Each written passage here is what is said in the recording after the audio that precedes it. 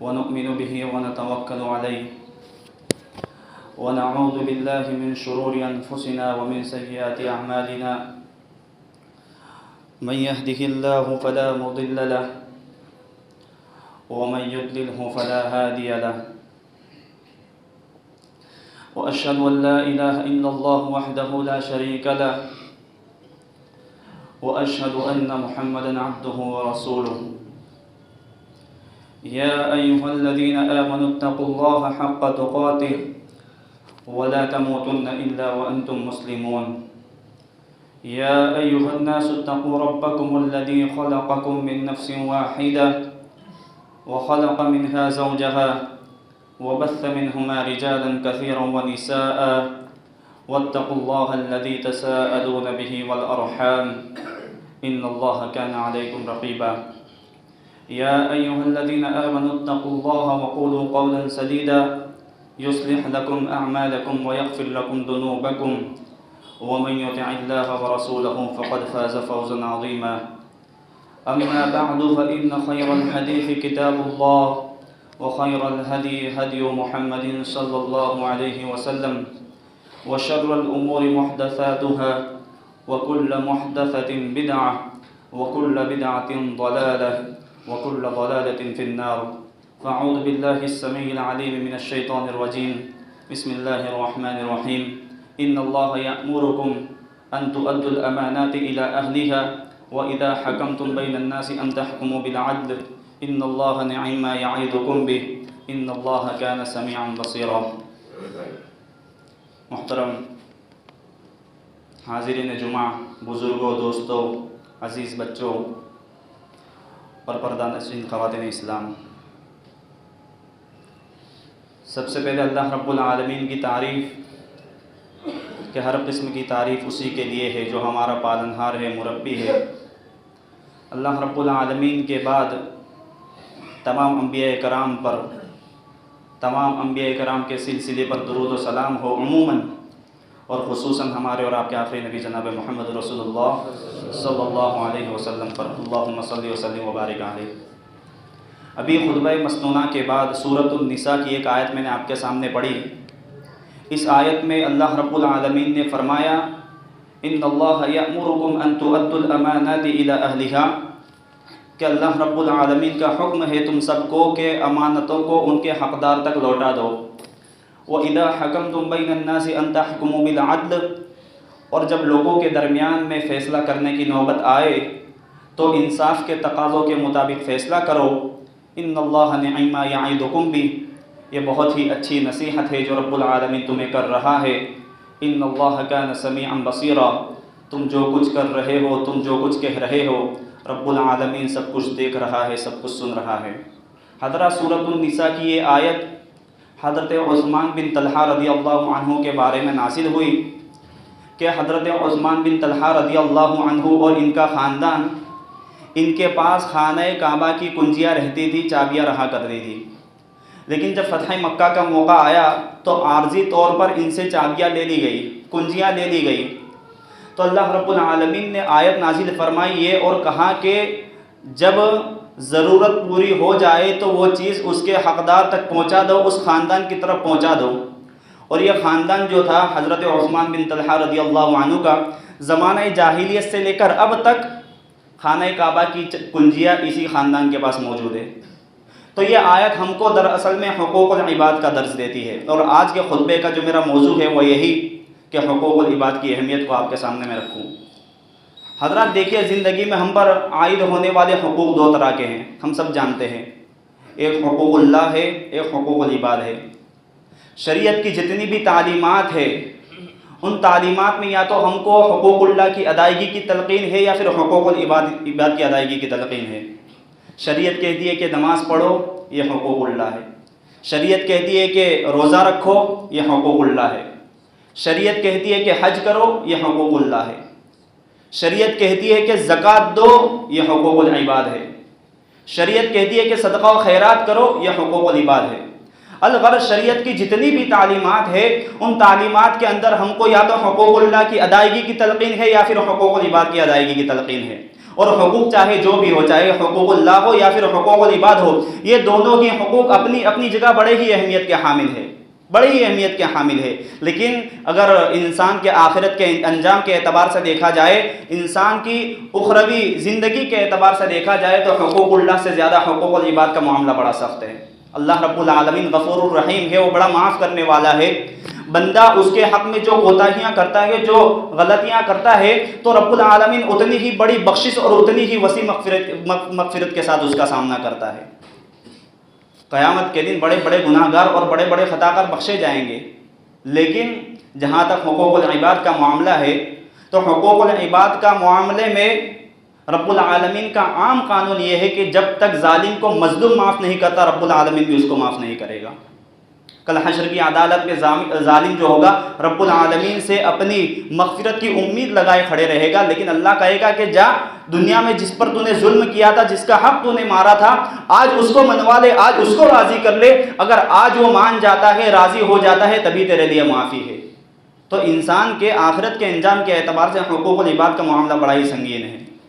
حضرات دیکھیے، جو حقوق کی جو فہرست ہے وہ بڑی ہی طویل ہے۔ والدین پر اولاد کے حقوق، اولاد پر والدین کے حقوق، بیوی پر شوہر کے حقوق، شوہر کے بیوی پر حقوق، بھائیوں کے بہنوں پر حقوق، بہنوں کے بھائیوں پر حقوق، ایک رشتہ دار کے دوسرے رشتہ دار پر حقوق، پڑوسیوں کے پڑوسیوں پر حقوق، ایک انسان کے دوسرے انسان پر حقوق۔ الغرض یہ حقوق کی جو فہرست ہے وہ بڑی ہی طویل ہے، بڑی ہی طویل فہرست ہے۔ اور جب بھی انسان پر ظلم ہوتا ہے، جب بھی کسی کی حق تلفی ہوتی ہے، تو وہ انسان کی کسی بھی تین چیزوں سے تعلق رکھتی ہے۔ ایک ہے انسان کی جان، ایک ہے انسان کا مال، اور ایک ہے انسان کی عزت و آبرو۔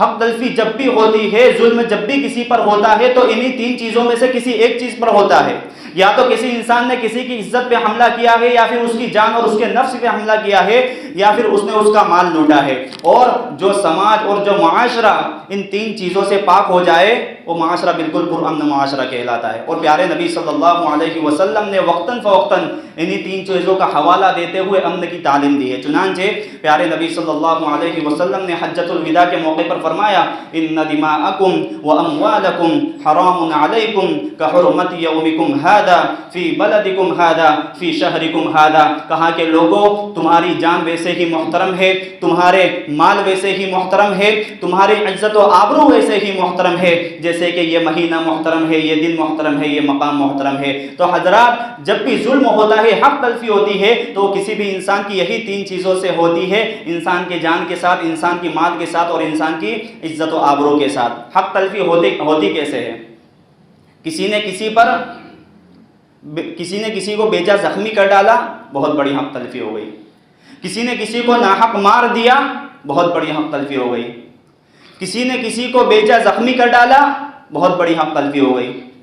کسی نے کسی سے قرض لیا اور واپس دینے کے لیے ستا رہا ہے، بہت بڑی حق تلفی ہو گئی۔ کسی نے کسی کو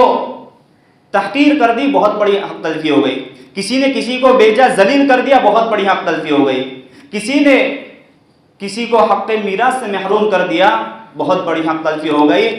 الغرض یہ ساری چیزیں ظلم کی وہ صورتیں ہیں جہاں پر ہم میں سے ایک انسان دوسرے انسان پر ظلم کرتا ہے۔ اور چاہے کوئی انسان کسی کی عزت پہ حملہ کرے، کسی کے مال پہ حملہ کرے، کسی کی عزت و آبرو پہ حملہ کرے، یا پھر کسی کی جان پہ حملہ کرے، یہ ساری کی چیزوں کی قیمت ہمیں کل حشر کی عدالت میں بڑی بھاری قیمت چکانی پڑے گی۔ پیارے نبی صلی اللہ علیہ وسلم فرماتے ہیں کہ وہ شہید، اللہ اکبر،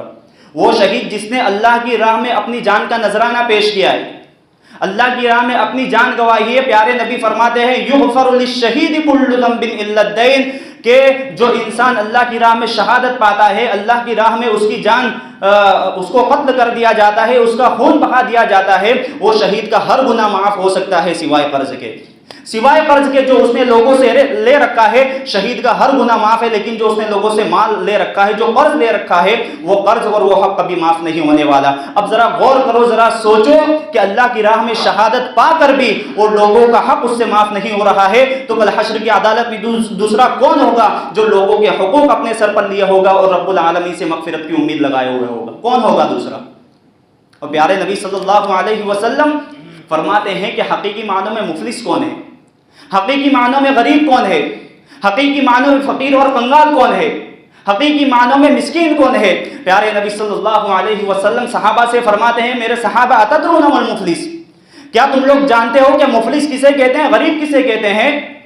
تو صحابہ کرام نے کہا کہ اللہ کے رسول صلی اللہ علیہ وسلم، دیکھیے انہوں نے جو مفلس کا عام معنی تھا اس معنی کو سامنے رکھتے ہوئے جواب دیا کہ اللہ کے نبی، ہم میں مفلس وہ ہے، غریب وہ ہے، المفلس فینا من لا درہم لہ ولا متاع، کہ ہم میں مفلس وہ ہے، غریب وہ ہے جس کے پاس دینار و درہم نہ ہو، مال و متاع نہ ہو، ساز و سامان نہ ہو۔ تو پیارے نبی صلی اللہ علیہ وسلم نے فرمایا کہ میری امت کا مفلس وہ ہے الذی یأتی بصلاۃ وصیام وزکاۃ، کہ کل حشر کی عدالت میں ڈھیر ساری نیکیاں لے کر کے آئے گا، اس کے پاس وہ دنیا میں صف اول کا نمازی رکھا ہوگا، اس نے نفلی روزوں کی پابندی کی ہوگی، وقت پر زکوٰۃ بھی نکالتا ہوگا، لیکن اس نے ایک غلطی کی ہوگی، قد شتم ھذا وسفک دم ھذا وضرب ھذا، ڈھیر ساری نیکیاں لے کر آئے گا ٹھیک ہے، لیکن دنیا میں اس نے بڑے ستم ڈھائے تھے لوگوں پر، کسی کو ناحق گالی دی تھی، کسی کا ناحق مال ہڑپ لیا تھا، کسی کو ناحق ستایا تھا، وہ سارے کے سارے حقدار کل حشر کی عدالت میں کھڑے ہو جائیں گے۔ پیارے نبی صلی اللہ علیہ وسلم فرماتے ہیں کہ اس کے پاس دینے کے لیے نہ درہم ہوگا، نہ دینار ہوگا، نہ ساز و سامان ہوگا،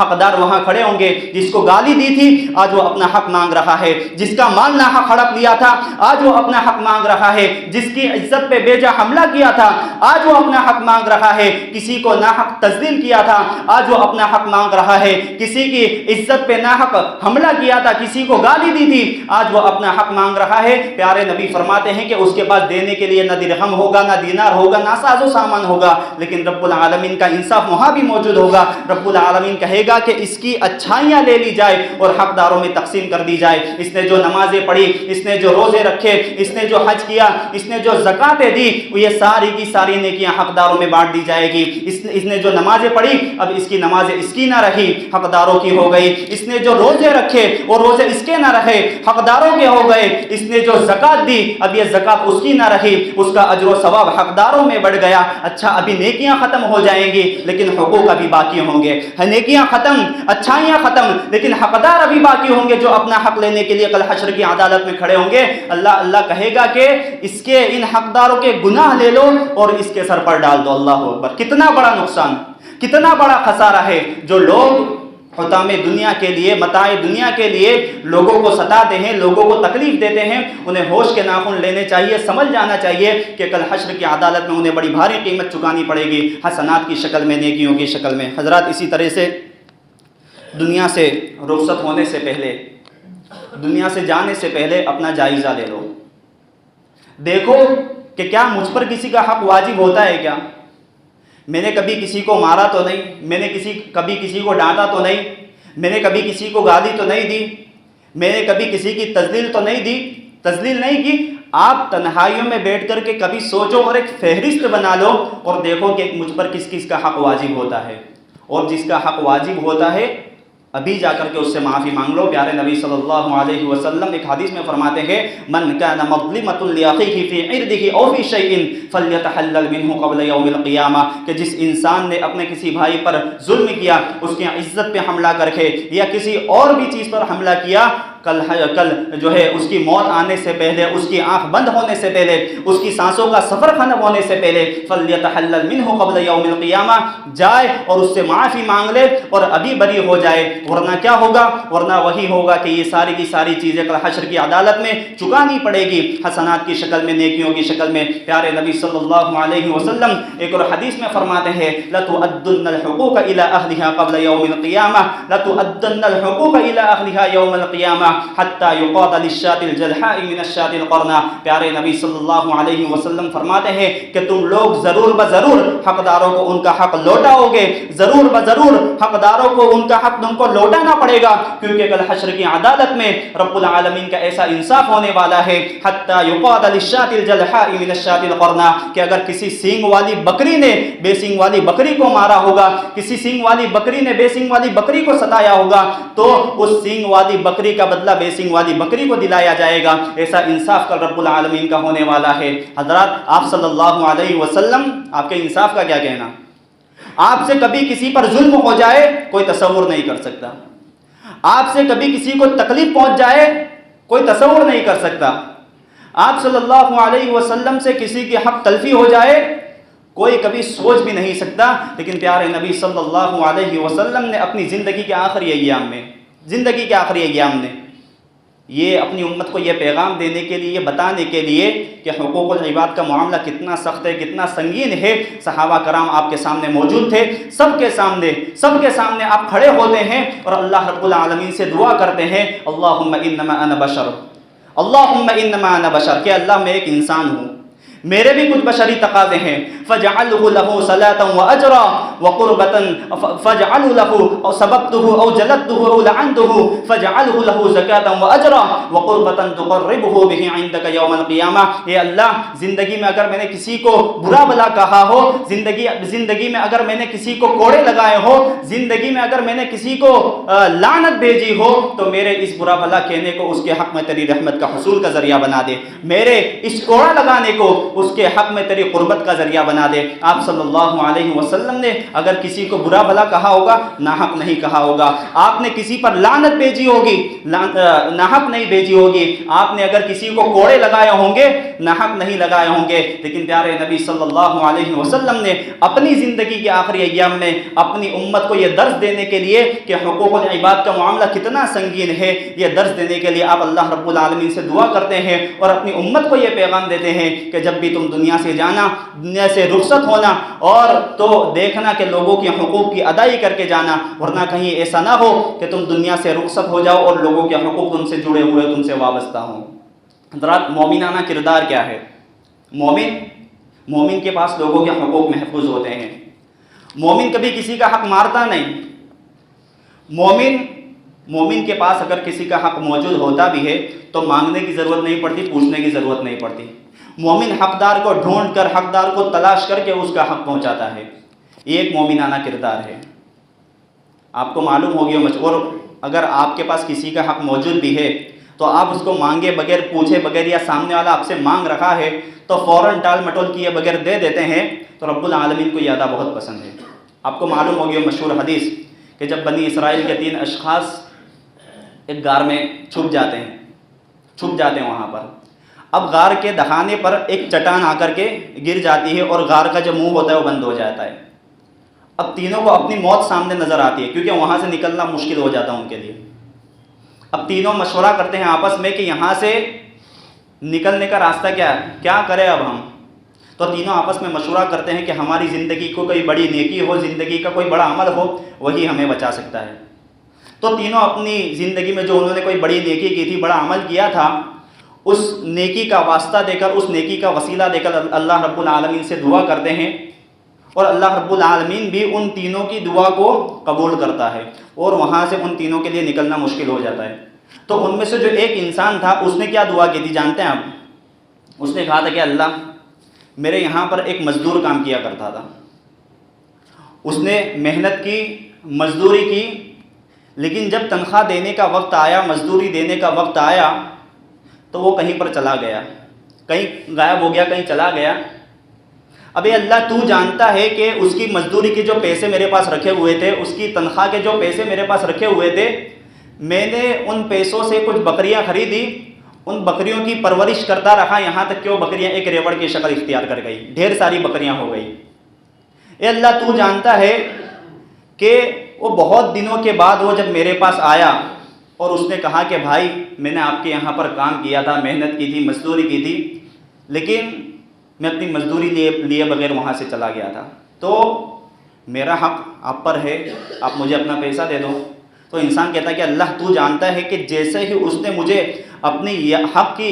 یاد دہانی کرائی، جیسے اس نے اپنی مزدوری کی یاد دہانی کرائی، تو میں نے ٹال مٹول کیے بغیر، ستائے بغیر،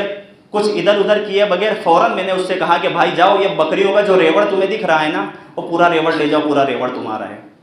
تو جو مزدور تھا وہ بھی بڑا نیک تھا، وہ بھی کہنے لگا کہ بھائی میری تنخواہ تو چھوٹی موٹی تھی، میری تنخواہ